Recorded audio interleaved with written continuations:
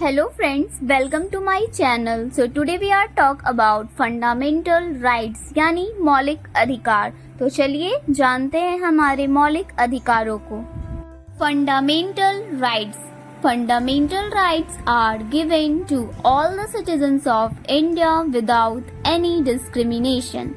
The fundamental rights in the Indian Constitution were taken from the Constitutions of United States of America.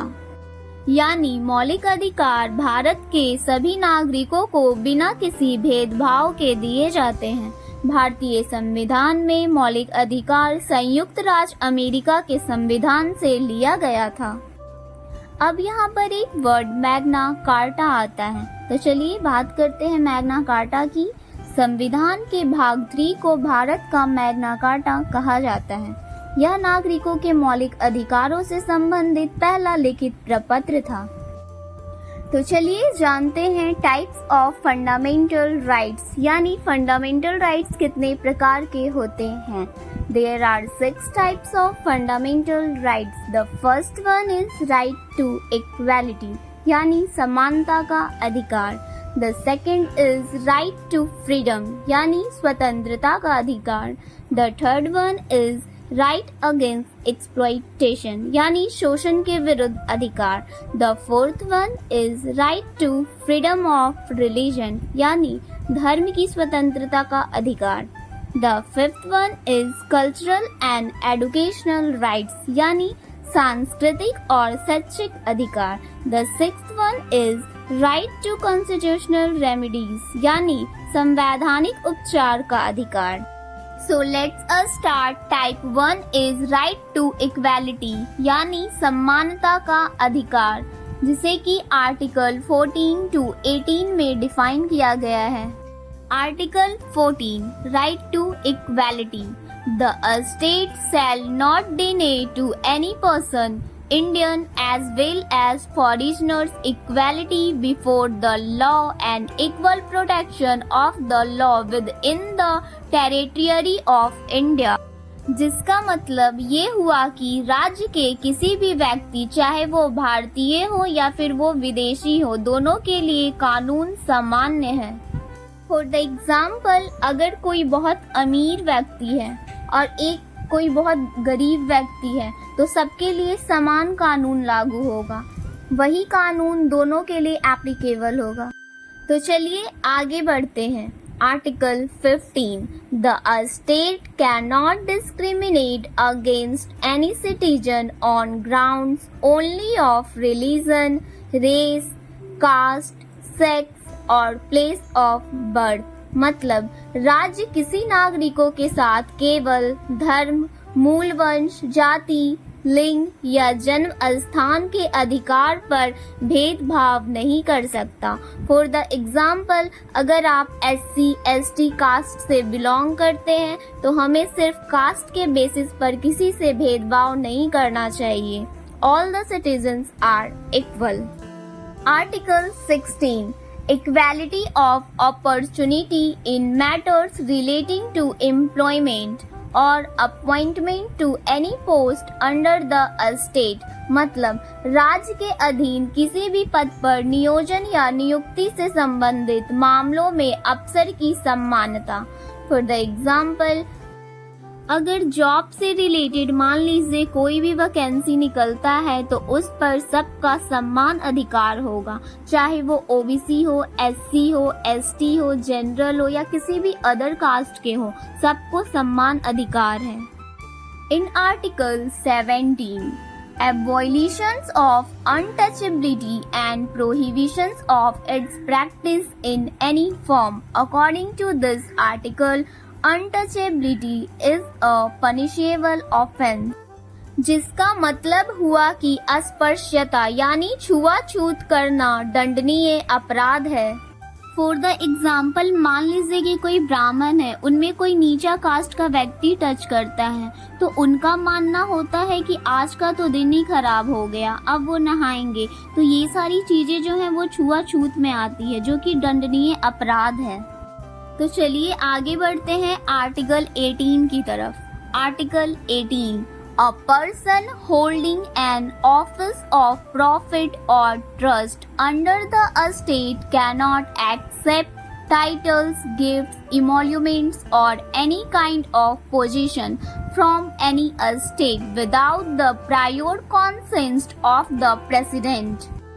जिसका मतलब हुआ कि कोई भी व्यक्ति राष्ट्रपति की पूर्व सहमति के बिना किसी अन्य राज्य से उपाधि, उपहार और परिलब्धियां या किसी भी प्रकार का पद स्वीकार नहीं कर सकता है। फॉर द एग्जाम्पल, किसी भी विदेशी टाइटल को स्वीकार करने से पहले आपको राष्ट्रपति यानी प्रेसिडेंट की परमिशन लेनी होगी। So let's move to type 2, article 19, right to freedom यानी स्वतंत्रता का अधिकार। Under this article 6 rights related to freedom are guaranteed to the citizens of India. They are यानी इस अनुच्छेद के तहत भारत के नागरिकों को स्वतंत्रता से संबंधित 6 अधिकारों की गारंटी दी गई है। First, freedom of speech and expression यानी बोलने का अधिकार। फॉर द एग्जाम्पल, आप कुछ भी बोल सकते हैं, धरना दे सकते हैं, मोर्चा निकाल सकते हैं, बट बिना हथियार उठाए, बिना किसी को नुकसान पहुंचाए, शांतिपूर्ण तरीके से, बिना देश की संपत्ति को हानि पहुंचाए हुए। Article 19, second point, freedom to assemble peacefully without arms मतलब बिना किसी हथियार के शांतिपूर्वक इकट्ठा होने की स्वतंत्रता है। Article 19, third point is freedom to form association और कोऑपरेटिव सोसाइटीज मतलब संघ या सरकारी समितियां बनाने की स्वतंत्रता दी गई है। फॉर द एग्जाम्पल, ग्रुप बनाने का अधिकार दिया गया है। Article 19, fourth point is freedom to move freely throughout the territory of India मतलब भारत के पूरे क्षेत्र में स्वतंत्र रूप से घूमने की स्वतंत्रता है। For the example, भारत के किसी भी क्षेत्र में घूमने का अधिकार है। इसके लिए किसी भी पासपोर्ट या वीजा की जरूरत नहीं है। Article 19, fifth point is freedom to reside any settle in any part of the Indian territory मतलब भारत क्षेत्र के किसी भी हिस्से में रहने और बसने की स्वतंत्रता दी गई है। फॉर द एग्जाम्पल, जैसे कि कोई यूपी से आता है, दिल्ली में बस जाता है, वहाँ काम करता है, अपनी रोजी रोटी कमाता है, किसी को अहित नहीं करता, तो यह उसकी स्वतंत्रता है। Article 19, 6 point is freedom to pursue any profession of choice मतलब पसंद के किसी भी पेशे में जाने की स्वतंत्रता दी गई है। फॉर द एग्जाम्पल, आप कुछ भी बन सकते हैं जो आपका मन करे। आप किसी भी प्रोफेशन में जा सकते हैं, किसी भी फील्ड को चुन सकते हैं, चाहे वो इंजीनियर हो, डॉक्टर हो, लॉयर हो या फिर कोई भी फील्ड हो, इसकी आपको स्वतंत्रता दी गई है। So let's move to the Article 20. This article provides necessary protection to a convicted person against ex post facto law, double jeopardy and self-incrimination. This applied to the Indian citizen as well as foreigners. मतलब यह article एक दोषी व्यक्ति को आत्म अपराध के खिलाफ आवश्यक सुरक्षा प्रदान करता है। यह भारतीय नागरिकों के साथ साथ विदेशियों पर भी लागू होता है। फॉर द एग्जाम्पल, अपराधी को अपने आप को निर्दोष साबित करने के लिए पूरा समय दिया जाता है। तो चलिए आगे बढ़ते हैं। Article 21, according to this article no person shall be deprived of his life और personal liberty except according to the procedure established by law मतलब इस आर्टिकल के अनुसार किसी भी व्यक्ति को उसके जीवन या व्यक्तिगत स्वतंत्रता से कानून द्वारा स्थापित प्रक्रिया के अनुसार ही वंचित किया जाएगा। फॉर द एग्जाम्पल, मान लीजिए एक व्यक्ति ने किसी की हत्या कर दी तो उस व्यक्ति के जीने की स्वतंत्रता का अधिकार कानूनी प्रक्रिया द्वारा ही छीना जा सकता है। Article 21A, it provides the right to education. According to this article, the state should provide free and compulsory education to all the children of the age of 6 to 14 years. मतलब यह शिक्षा का अधिकार प्रदान करता है। इस आर्टिकल के अनुसार राज्य के 6 से 14 वर्ष के आयु के सभी बच्चों को मुफ्त और अनिवार्य शिक्षा प्रदान करनी चाहिए। फॉर द एग्जाम्पल 6 से 14 वर्ष के बच्चों को फ्री एंड कंपलसरी एजुकेशन दिया जाएगा, जिसे उसके माँ बाप भी उससे छीन नहीं सकते हैं।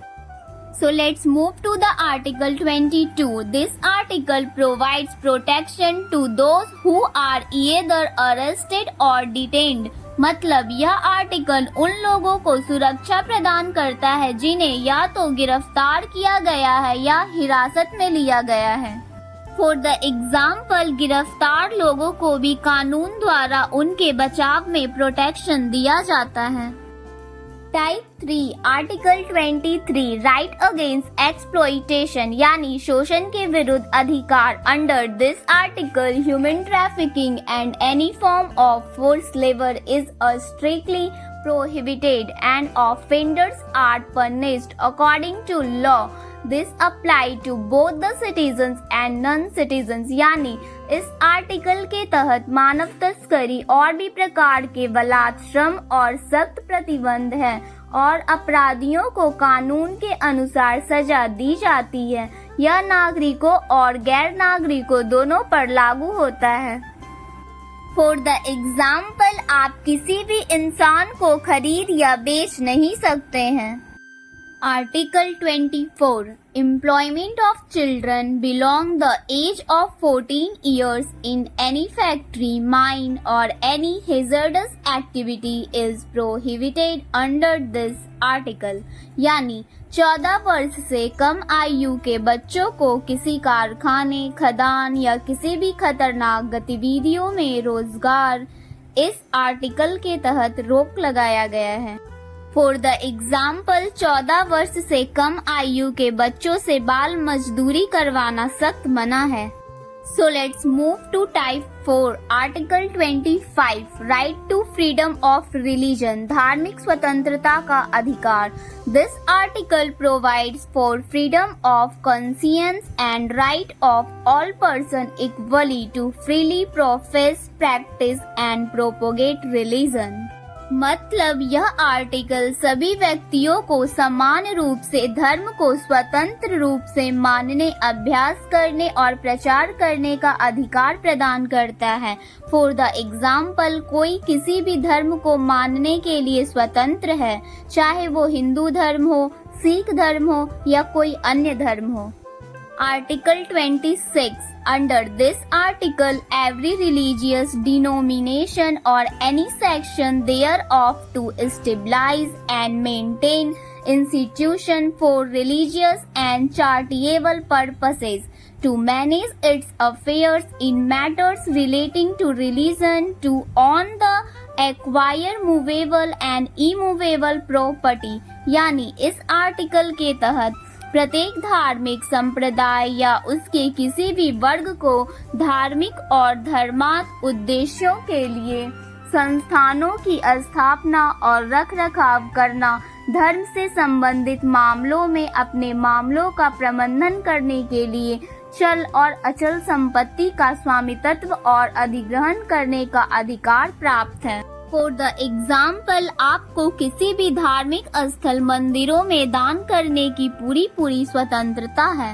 तो चलिए आगे बढ़ते हैं। Article 27 no person shall be compared to pay taxes of any kind for the promotion और maintenance of any particular religion और रिलीजियस सेक्टर। मतलब किसी भी व्यक्ति को किसी विशेष धर्म या धार्मिक संप्रदाय के प्रचार या रखरखाव के लिए किसी भी प्रकार के करों का भुगतान करने के लिए बाध्य नहीं किया जाएगा।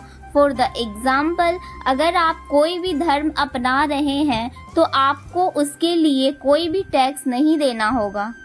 Article 28 According to this, religious education will not be imparted in any educational institution fully funded by the state law। यानी इसके अनुसार राज्य विधि से पूर्णता पोषित किसी शिक्षा संस्थान में धार्मिक शिक्षा नहीं दी जाएगी। फॉर द एग्जाम्पल, किसी भी ऐसे संस्थान जो सरकार द्वारा, केंद्र द्वारा या राज्य द्वारा मान्यता प्राप्त होगा, उसमें आप धार्मिक शिक्षा नहीं दे सकते हैं। जैसे कोई भी स्कूल होगा या कोई भी कॉलेज होगा, वो अपने यहाँ धार्मिक शिक्षा की क्लास नहीं दे सकता है। So let's move to type 5, Article 29, Cultural and Educational Rights यानी सांस्कृतिक एवं शैक्षिक अधिकार। Protections of the interests of minorities यानी अल्पसंख्यक वर्गों के हितों का संरक्षण।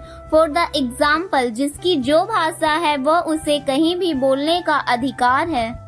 Article 30, Right to minorities to establish and administer educational institution यानी शिक्षा संस्थानों की स्थापना और प्रशासन करने का अल्पसंख्यक वर्गों का अधिकार। फॉर द एग्जाम्पल, शिक्षा संस्थान जैसे कोचिंग या आदि खोलने का अधिकार है। And the last one is type 6, Article 32, Right to constitutional remedies यानी संवैधानिक उपचारों का अधिकार। Right to constitutional remedies without being a right in itself is a protector of the other fundamental rights। मतलब संवैधानिक उपचारों का अधिकार स्वयं में कोई अधिकार न होकर अन्य मौलिक अधिकारों का रक्षक है। Under this article, any person can take refuge in Supreme Court if the fundamental rights are violated। मतलब इसके तहत किसी भी व्यक्ति मौलिक अधिकारों के हनन होने पर न्यायालय की शरण ले सकता है। फॉर द एग्जाम्पल, जितने भी हमें राइट्स दिए गए हैं, ये आर्टिकल 32 उन अधिकारों की रक्षा करता है। जैसा कि मैं आपको बता दूं, आर्टिकल 32 को संविधान की आत्मा भी कहा जाता है। भीमराव अंबेडकर जी ने आर्टिकल 32 को संविधान की आत्मा बोला था। So finally our fundamental rights are completed. Video अच्छी लगी हो तो चैनल को लाइक एंड सब्सक्राइब करें और ऐसी ही नई अपडेट्स के लिए बेल आइकन को दबाना ना भूलें।